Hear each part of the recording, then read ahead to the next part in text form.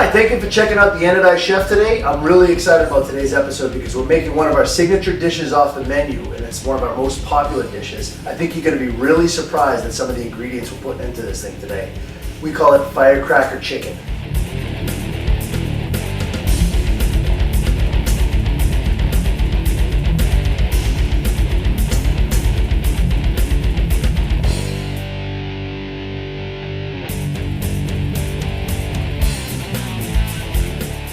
Okay, so we've got a little bit of veg work to do before we really get into the saute aspect of it. But so I've got a white onion here, and I've got a multicolored pepper here. And I like the reason why I picked the multicolored pepper is because primarily I want to get the instead of having just a green pepper, which is fine, you can use a green pepper. I like it to kind of showcase a little bit of variety of colors. You know, you can use red peppers if you want to, just to kind of bring it out. But it's just a traditional bell pepper.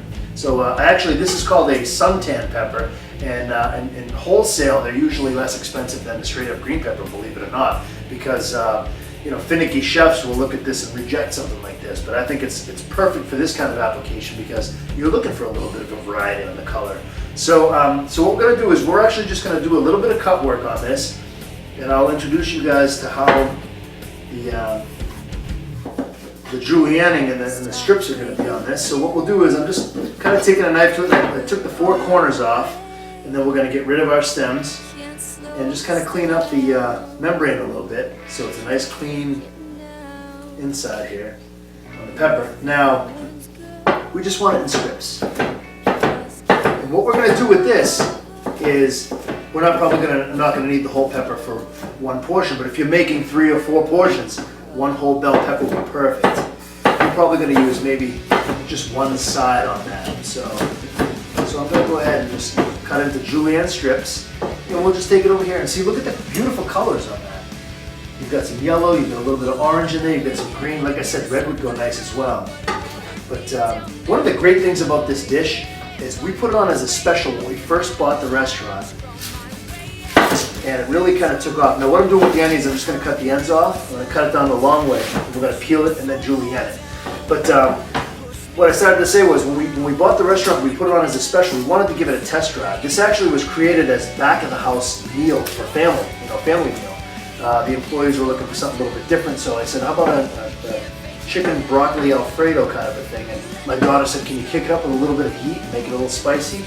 So Bailey is the one that originally came up with Firecracker Chicken, because once she gave me the idea, we kind of took it and ran with it. But so what I'm going to do now is I'm going to cut it in half, and I've got end to end here, and I'm julienning, which means to cut vertically as opposed to horizontally. Horizontally would be slices, and you have that half moon look to them, whereas this here, they look like matchsticks almost. And we won't need much more than a half of an onion. Actually, I'm not even going to take the whole half. I'll probably take maybe 2/3 of one side, and that'll be good for saute because we don't want to crowd our saute pan too much. You can always do it in a couple of different batches too. So that's pretty much all we need on the vegetables there. We'll slide this aside, and that's going to be good for about 2 people there, Bo, if you get a good shot of that. So we ran it as a special, and then what happened was customers were coming in. We'd take it off when we wanted to try something different. Then we had customers coming in asking for it. Hey, how about that Firecracker Chicken? How about that Firecracker Chicken? That's when we knew this thing had legs, and it would make the permanent menu when we finally changed the name over. So that's one of the great stories. I love telling that. I tell it to customers all the time. Okay, so we've got our vegetables done. Now, I want to talk a little bit about the fresh herbs. I got some basil here, and I have some beautiful, nice big basil leaves. And what we're going to do is we want to do a little bit of a chiffonade on these, and a chiffonade is a type of cut. And really what we're doing here is I'm going to clean the leaves. I'm going to pick them, I'm going to try to pick some of the stem off. And see how I'm kind of layering them a little bit there? Then what I want to do is I'm just going to kind of roll them and slice it really, really thin. Roll them like this. Not that anybody forms any habit doing that, but we're going to roll it nice and tight. You don't have to lick the sides or anything, just roll it nice and tight. And then we're just going to take it like this, and we're just going to slice it really, really thin. And this is called a chiffonade. It's a fancy name. You want to sound like you know what you're talking about, that's what you say. So, slice it, and there we go. And that's probably all we're going to need. For this saute, we'll probably need a good heaping tablespoon. For me, I love really kind of throwing heavy on the herbs. Even if the recipe calls for, anything that calls for dried herbs, I always go for the fresh, and I always go extra heavy. because the fresh herbs you can get away with doing a lot more. The dried is more concentrated, but there's nothing like the fresh taste. So that's a chiffonade basil. Now, what we'll do is as I start to do the saute, I'll go over each item with you. We'll kind of get into the saute pan as we go, and you'll learn a little bit more about it. But that's it on the vegetable work. Now we're going to get right into the saute. So before we get sauteing, you're listening to Can't Hear a Sound by our friends in Saline, featuring Spencer Charnas from Ice 9 Kilts.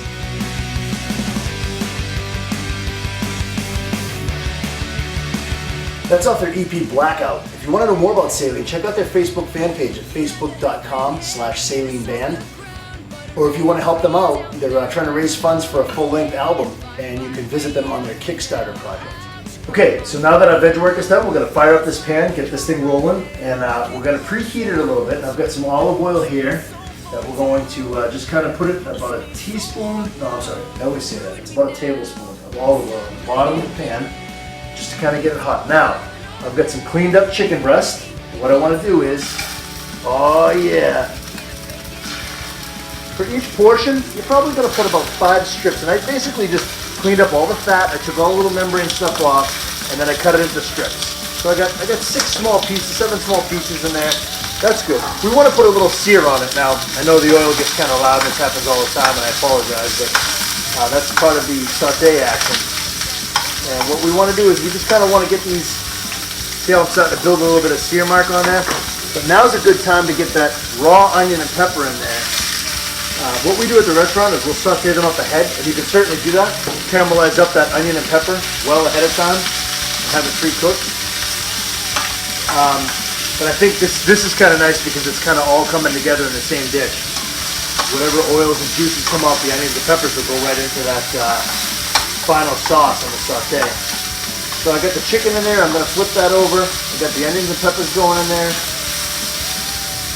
Oh yeah, baby.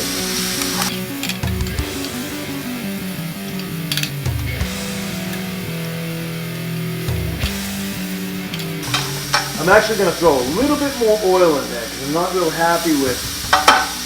We're going to end up deglazing with some white wine, but I'm not real happy with the way that these are caramelizing up. Seems a little dry to me. So I added about another teaspoon of oil in there. Yeah. Now we're cooking. And I think maybe my heat might be a little bit too high. So I'm going to reduce my heat just a little bit.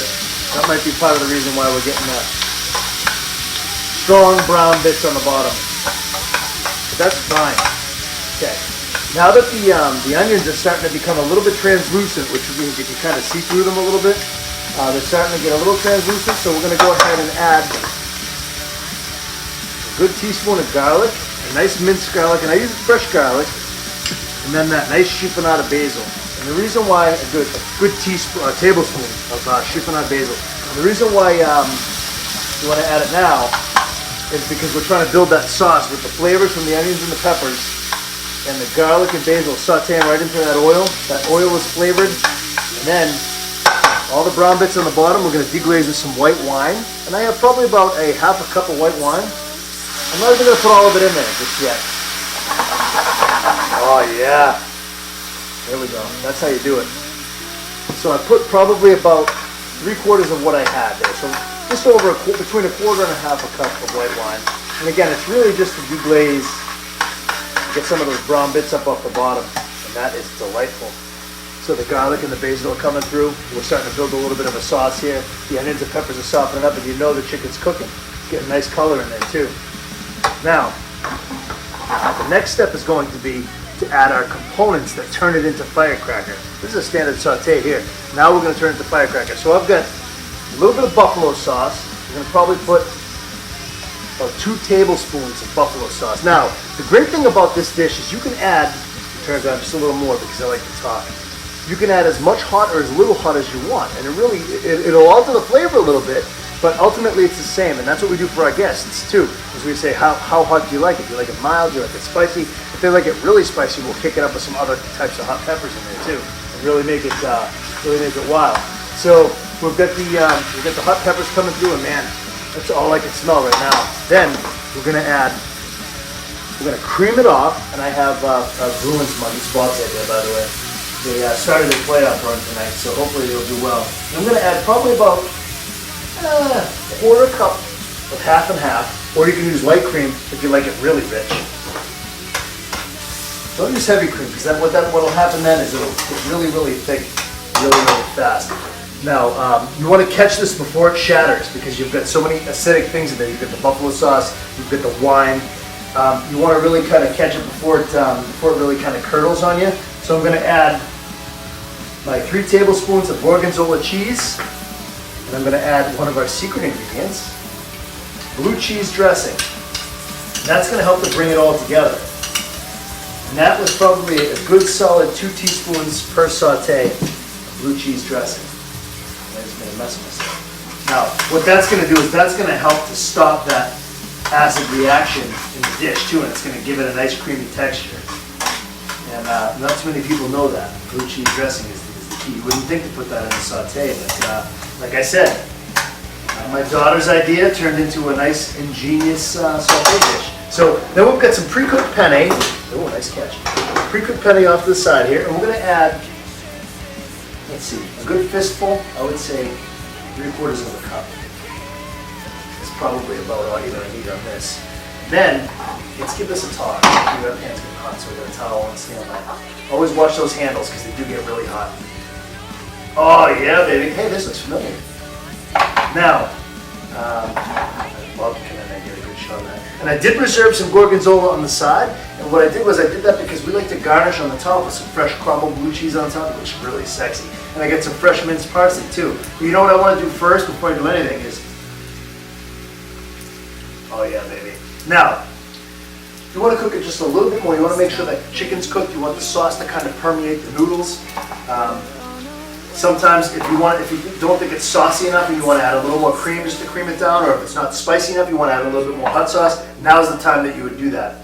But you know what I'll do is I'll just take a pinch of the edge. And there's so many different flavor profiles going on there, there's not much that you need, but I think that this can be kicked up with just a little bit of a salt essence. So we're going to add just some edge to that, just to kind of bring it to life. And but like I said, there's just so many flavors going on, and so many colors in you see in the yellow and the green.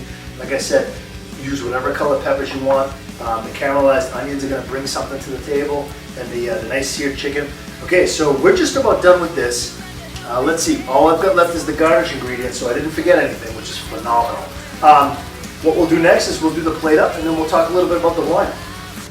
All right, so let's go ahead and plate this up, and we're going to just kind of set it right in here. And like I said, this is a very, very good portion for one person, or you could set it on 2 plates for 2. You could serve it as a multi-course meal if you want. This can be one of your courses. Absolutely awesome. Look at it, it's just saucy enough too with the amounts that we put in there. So we'll set this aside. We'll add our garnish. Like I said, I've reserved some of the gorgonzola cheese here. We'll crumble that right on the top. And I just want to throw some fresh chopped parsley, always fresh. Always, always fresh. Okay, so that's our, I call this the Firecracker Chicken. It's actually one of our most popular dishes. People absolutely go crazy for it. We decided today to pair it with a Woodbridge Mondavi Malbec. It's a 2010. And at first drink, we actually sampled this a few weeks ago, and we found it to be really, really dry. Actually drier than a lot of the Merlots that I normally drink. And I was almost put off by it at first, but the second time we opened it, we let it breathe for a while, and we decided that with the spiciness of the food, oh my God, what a great pairing. And right on the nose, it's very bold with fruit, but then when you taste it, you're actually surprised at how dry it is. But don't let that discourage you, because like I said, with the spicy food, and after letting it breathe for a while, it's really, really beautiful. Thank you very much for joining us in our magic, our madness, and our mayhem. We will see you next time.